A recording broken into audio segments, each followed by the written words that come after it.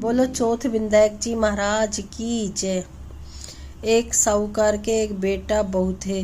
बहू पीहर जाती तब उसके पिताजी पूछते, बेटी क्या खा कर आई है? बेटी बोलती, पिताजी बासी सूखी खा कर आई हूँ।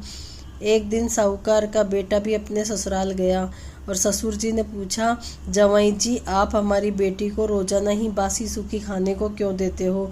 उसने आकर अपनी माँ से कहा। माँ बोली, मैं तो इसको रोजाना गर्म खाना देती हूँ, तो कल भी देख लेना, मैं तो इसको गर्म ही खिलाती हूँ। तब उसने देखा तो वो गर्म खाना खा रही थी। फिर वो कुछ दिन बाद फिर अपने पीहर गई। फिर उसके पिताजी ने पूछा, बेटी क्या खा कर आई है? बोला, पिताजी बासी सूखी खा कर आई हूँ। तो फिर वो बोला कि तू झूठ क्यों बोलती है? वो बोली कि ना तो तुम कमाते हो ना तुम्हारे पिताजी कमाते हैं, तो वो बासी सूखी तो हुई। यह सुनकर उसका पति कमाने के लिए निकल गया। उसने इतना धन कमाया कि वो वहीं रहने लग गया। एक दिन साहूकार की बहू पड़ोसन के यहाँ आग लेने गई तो सब औरतें चौथ की कहानी सुन रही थी। वो बोली, आप सब ये क्या कर रही हो? तब बोली, हम चौथ माता की कहानी सुन रहे हैं। इसके सुनने से क्या होता है?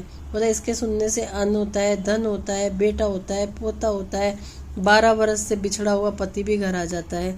तो बोला, मैं करूँ तो मुझे भी मिल जाएगा। बोला, हाँ चौथ माता तुझे भी जरूर देगी। तब बोले, मैं तो कहीं जाती नहीं हूँ, तो मुझे यही कैसे पता चलेगा कि चौथ का व्रत कब है?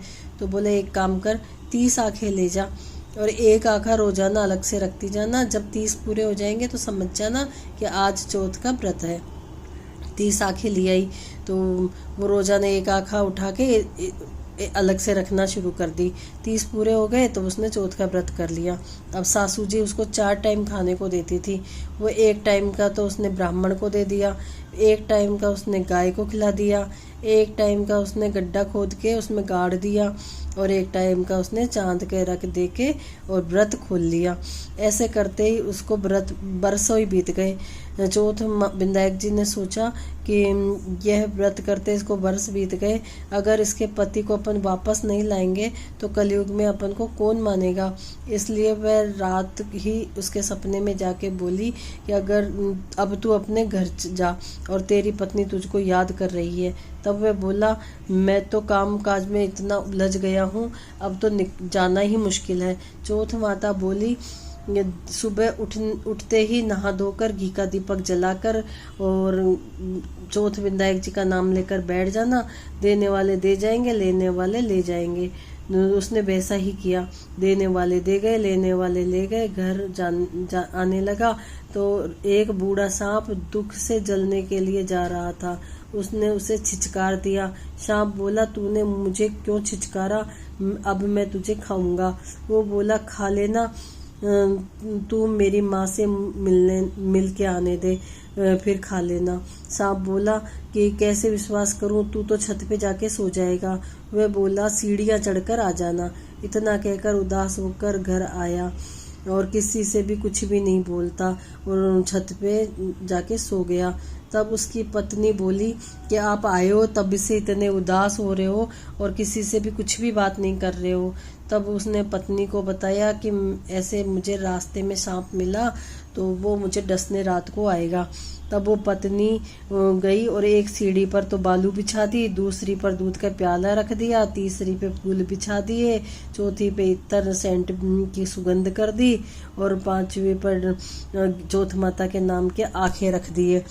और अब सांप आया, आके खूब तो बालू रेत में खूब लोट पलट हुआ, फिर दूध पी लिया, खूब फूल सूंघे, खूब इत्र सूंघा और फिर आगे आया तो चौथ माता ने उस आँखों का ढाल तलवार बना दी और उसको काट दिया। अब काट दिया तो सांप की पूंछ जूती में जाके गिर गई। पूंछ ने सोचा कि इसे चटका तो दिखाऊंगी।